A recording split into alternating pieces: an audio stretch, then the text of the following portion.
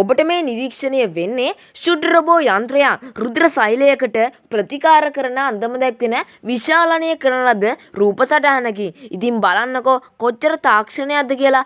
ඇත්ත වශයෙන්ම මෙවැනි අති සියුම් යන්ත්‍ර තනන්නේ කෙසේද? ඒ සඳහා යොදා ගන්නා තාක්ෂණය කුමක්ද? මේ සියලු තොරතුරු සියලු සැනින් දැනගන්න අපේ නාලිකාව සබ්ස්ක්‍රයිබ් කරලා තියාගන්න අමතක කරන්න එපා. ඒ වගේම මේ වීඩියෝ එකේ අන්තිම තප්පරය වෙනකන් රැඳිලා ඉන්නේ කියලා මම ඔයාගෙන් ඉල්ලා සිටිනවා. මෙවැනි ශුද්‍ර යන්ත්‍ර නිෂ්පාදනය සම්බන්ධයෙන් වර්ෂ 2016 දී රසායන විද්‍යාව සඳහා වූ නොබෙල් ත්‍යාගය ජීන් පියර් සොවේජ්, ශ්‍රීමත් ජේ ස්ටෝඩාට් සහ බර්නාඩ් ෆෙරිංගා යන විද්‍යාඥයින් හට පිරිනැමිනි. එම ක්‍රියාවලිය විද්‍යාව තවත් වැදගත් අදිරියකට ළඟා වීම ලෙස සැලකේ. එතැන් සිට ශුද්‍ර රොබෝවන් විද්‍යාවට තවත් දුරටත් ආගන්තුකයින් නොවිය. නැනෝ තාක්ෂණය හා එහි භාවිතා පිළිබඳව තොරතුරු ශ්‍රී ලංකා නැනෝ තාක්ෂණ ආයතනය මගින් ලබා ගත හැකිය. එය මාහේනවත්ත, පිටිපන, හෝමාගම යන ලිපිනයේ පිහිටා ඇත. ඔබට ඔවුන් සමග සම්බන්ධ වීමට නම් පහත දැක්වෙන දුරකථන අංකය ඔස්සේ සම්බන්ධ වීමට හැකියාව තියෙනවා. නැනෝ යනු කුමක්ද? නැනෝ යන ඉංග්‍රීසි වචනය අඟුමිටි යන අර්ථ ඇති ග්‍රීක භාෂාවේ වචනයකින් සම්භව්‍ය වී ඇත.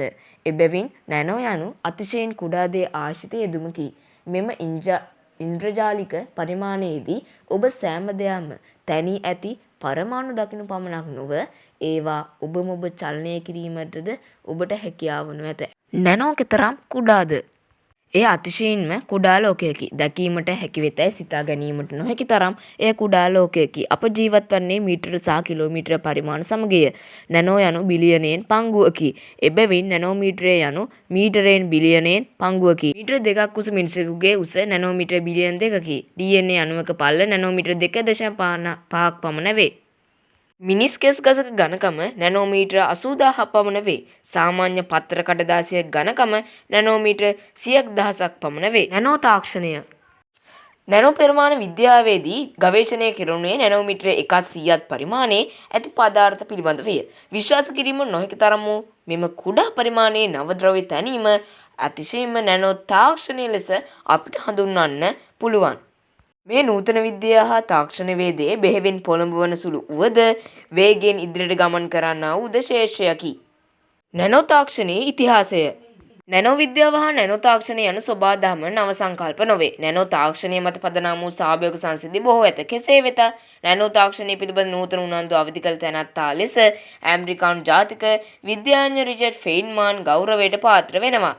නැනෝ තාක්ෂණයේ භාවිත දිගු කාලයක් මුළුල්ලේ සිදු කළ පර්යේෂණවල ප්‍රතිඵලවලට අනුව අපේක්ෂිත මෙන්ම අනපේක්ෂිත භාවිත රැසක් නැනෝ තාක්ෂණය මගින් ලබා ගැනේ. ආරක්ෂක, සංනිවේදන, බලශක්ති, ආහාර, වෛද්‍ය, ප්‍රවාහන, කෘෂිකර්මය, රෙදිපිලි, සුවඳ විලවුන්, ඉලෙක්ට්‍රොනික විද්‍යාව යනාදී විවිධ ක්ෂේත්‍රවල විප්ලවකාරී වැඩි දියුණුවක් ඇති කිරීමට නැනෝ තාක්ෂණයේ දායකත්වය ලැබිලා තියෙනවා.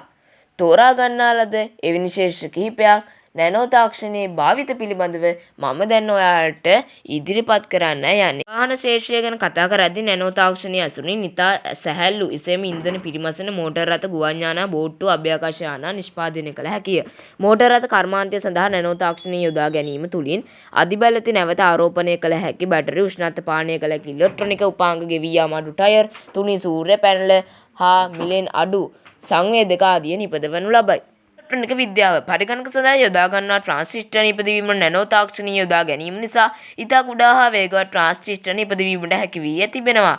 නැනෝ තාක්ෂණය ඇසුරින් නම්‍යශීලී හැකිලිය හැකි ඇතිය හැකි ඇදෙන සුළු සූර්ය ශක්තියෙන් ක්‍රියා කරන ඉලෙක්ට්‍රොනික උපාංග සෑදිය හැකිය. මේ නිසා ඉතා තුනී සැහැල්ලු නොබිදෙන ඉලෙක්ට්‍රොනික උපකරණ නිපදවීමේ හැකියාව ලැබී තියෙනවා. මතක චිප්, ශ්‍රව්‍ය උපකරණ, ප්‍රතිබැක්ටීරියා ආවරණ සහිත යතුරු පුවරු හා ජංගම දුරකථන ආවරණ ආදිය නිපදවීම නැනෝ තාක්ෂණය යොදා ගැනේ. මේ වගේ තවත් වීඩියෝ එකක් අරන් එනකන් රැඳී ඉන්න.